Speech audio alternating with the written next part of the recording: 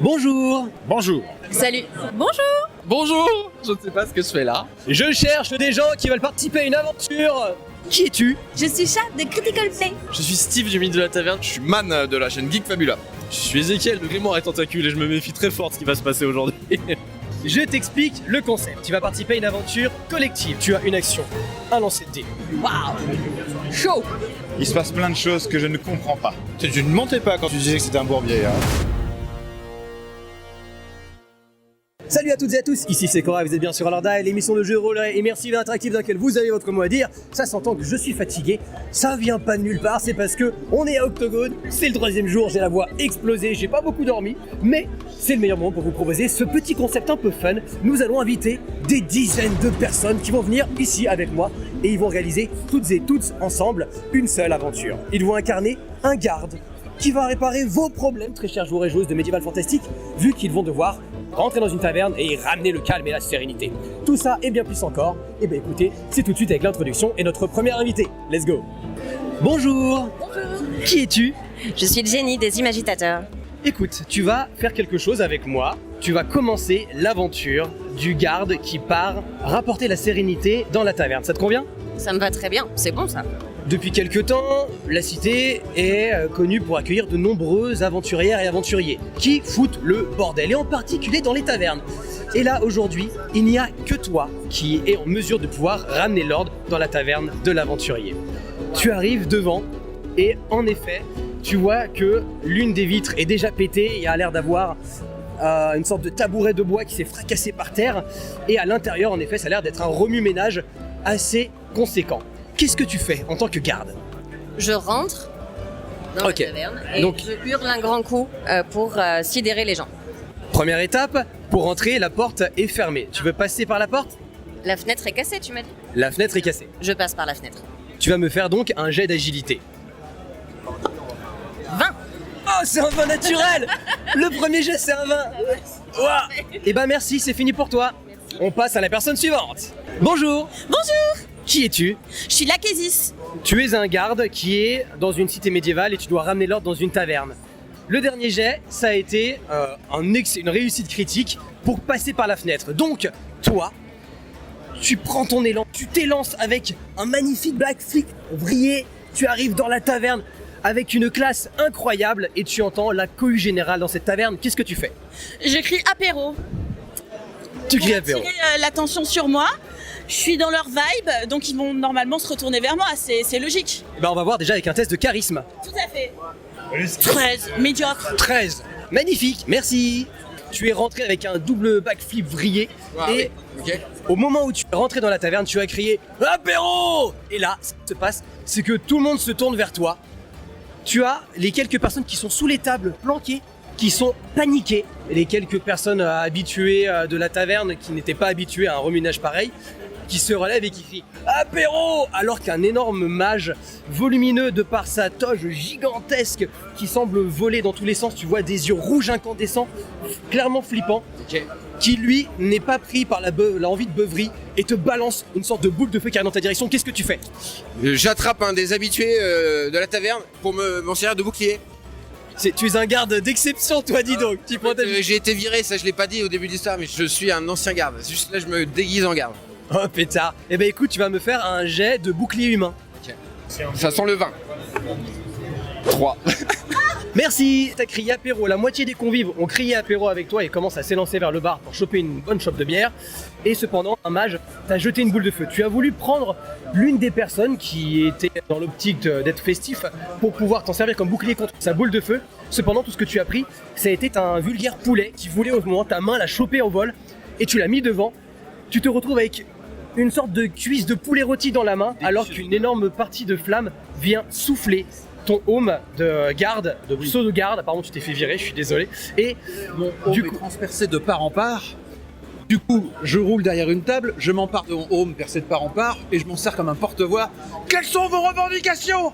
Par pitié! 3. Tu l'as utilisé comme un porte-voix pour crier quelles sont vos revendications, mais dans le bordel, c'était plutôt quelles sont vos fellations. On n'a pas compris vraiment ce qui s'est passé, tu t'es rendu compte que tu as dit une énorme bourde. Qu'est-ce que tu fais? Y a du bordel autour de moi toujours? Exactement, tu vois, en particulier, qui a l'air d'avoir ce mage qui a l'air d'avoir pété un câble, les yeux rouges, incandescents, et tu vois d'autres aventuriers, en particulier un rôdeur et apparemment un paladin, qui ont l'air d'essayer de l'arrêter. Du moins, tu as du mal à comprendre précisément quelle est la situation. Qu'est-ce que tu fais? Je monte sur le bar, je regarde le casque, j'ai l'impression qu'il a pas bien marché et que c'est à cause de ça que ça a été pas clair, donc je le jette dans la foule et j'essaie de hurler le plus fort possible. Quelles sont vos revendications, merde? 12. Les aventuriers autour du mage qui essaie de le tenir par la jambe et tout ça, ils font « Il est possédé! Il est possédé par Satan !» Qu'est-ce que tu fais?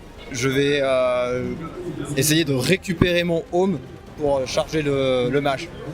Ou 7.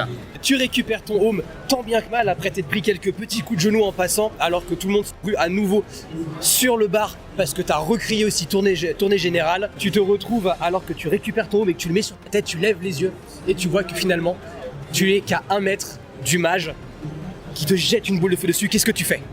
Est-ce que je peux genre l'esquiver tout en lui donnant un coup de pied pour le faire tomber? Ok, esquive, coup de pied, retourner. Ouais. 6. La boule de feu est arrivée d'abord sur toi. D'accord. Et ton pied n'a malheureusement pas touché. Tu t'es pris un énorme coup de feu, tu te sens souffler et tu pars et tu roules jusqu'au bar que tu heurtes violemment. Ah, les ivrognes sont autour de toi en train de demander des bières. Ils ont dit tournée générale. Tu es comme ça et tu entends les aventuriers qui maintiennent le mage et qui font « Aidez-nous! Il est devenu complètement fou! Il faut faire quelque chose !» J'ai vu qu'il avait une épine de bois au niveau de sa botte. Et je vais essayer de lui retirer parce que je me dis c'est peut-être ça qui le rend fou. 10. Tu as couru parce que tu as cru voir une épine plantée dans son pied. Tu cours, tu passes entre les deux aventuriers qui le maintiennent. Et ils te demandent « Mais qu'est-ce que vous faites? Regardez dans le sac !» Et tu viens retirer l'espèce d'écharpe qui, tu reconnais, est la même lasure que le parquet qui apparemment ne sert pas à grand chose. À ce moment-là, tu vois que le mage te regarde et tu vois qu'il commence à essayer de te posséder. Il y a un petit peu d'alcool autour ou quoi? Dans tous les sens, vraiment ça commence à couler, ça arrive jusqu'au sol. Première chope que je peux choper sur le côté, je la prends et je lui casse sur la tête. Au magicien? Au magicien évidemment, arrête de me posséder. 10. La chope a explosé, il a l'air d'avoir à peine bronché, t'as un œil qui est fermé pendant 2 secondes. Il reprend là, il fait « Faites attention, il est démoniaque !» Il a repris le contrôle et il continue à essayer de t'assiéger l'esprit. Tu commences à voir ton bras qui commence à vibrer. Et Si je vois que je prends pas contrôle de mon bras, je vais le trancher. tu as fait combien? 7. T'avais pris ton épée pour trancher ton bras, mais tu n'arrives pas à te résoudre à trancher ce bras qui est le tien. Je chope ma main et je me projette sur le sac du mage pour essayer d'écraser ce qu'il y a dedans. C'est un 6. C'est pas beaucoup.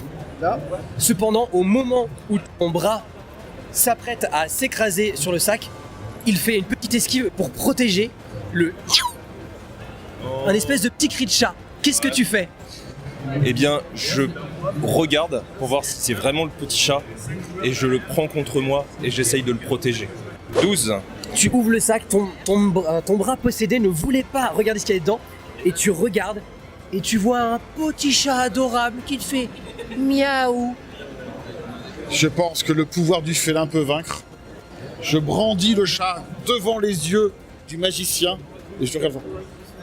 J'ai fait un vin naturel, monsieur.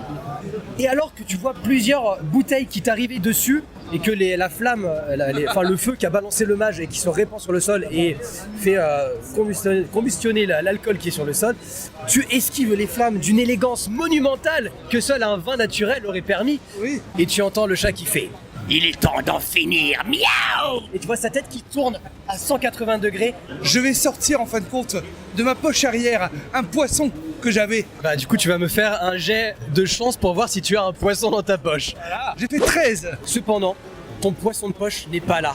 Malheureusement dans la cohue générale, c'est le merdier. Tu vois la même incandescence rougeâtre des yeux de ce chaton. Tu sens que d'un coup, c'est lui qui te porte et pas toi qui le porte. Et il te balance en arrière, tu te sens tomber dans les flammes et dans les morceaux de verre explosés. Je cherche du regard le poisson, parce que je sais que c'est la solution pour attirer ce chat et survivre. J'ai fait 2 sur le dé. Ton poisson a l'air d'avoir été écrasé en charpie. Tu sais que c'était une bonne solution, une bonne idée de ramener un poisson ou quelque chose dans le genre pour divertir le chat. mais Chatan est trop fort. Je me dirige vers la cuisine pour essayer de voir si je trouve pas un bon bol de lait là, et le ramener au chat pour détourner son attention. 10. Tu cours en direction de la taverne, enfin en direction de la cuisine de la taverne, et tu te heurtes à l'amas d'ivrognes qui sont au bar et et ils ont dit tournée générale. Tournée générale. Est-ce que je peux prendre un truc par terre et le jeter au niveau du bar pour percuter sur un tonneau et pour qu'en fait il y ait un flot de bière qui s'écoule le plus loin possible de moi, comme ça attire la foule. C'est la moyenne. Le problème, c'est qu'avec le bordel général, ta shop est partie dans les airs et malheureusement est venu péter le vitre ailleurs. D'accord. Et je peux toujours pas passer parce qu'il y a des zombies devant moi? Exactement, des zombies, des alcooliques, mais bon, c'est pareil. Ok, je vais essayer de grimper sur eux, de crier tournée générale et d'indiquer un coin pas très loin de moi, de faire tournée générale ici, je paye mon coup. 16. Les ivrognes, en partie, commencent à tournée générale, plus de tournée générale, ils commencent à partir du coup de l'autre côté. Ce qui fait que ça te laisse le passage pour éventuellement arriver à accéder aux cuisines en grimpant sur le bar. La première chose que je fais, c'est que je regarde dans le bar s'il n'y a pas de bouteille de lait. Et si j'en trouve une, je la prends. 13. Pas de bouteille de lait dans le bar. Il y a les cuisines éventuellement derrière, ou sinon il faut trouver d'autres solutions. Le tavernier est recroquevillé derrière le bar, il est ils sont complètement fous, monsieur le garde, aidez-moi, faites quelque chose, vous voyez bien qu'ils sont fous. Je vais essayer de trouver près du bar une pelote de laine ou une petite balle et la lancer vers la sortie. Et pour le distraire, des fois que ça marche, tu vois. 14. Et en effet, t'arrives à en trouver une, mais elle est serrée en fait dans les mains du tavernier et tu vois qu'il est en train d'utiliser cette espèce de pelote de laine, mais comme c'est balle anti-stress, et votre je vais devenir fou. Honnêtement, je change de métier. Qu'est-ce que tu fais? Je me sers une pente.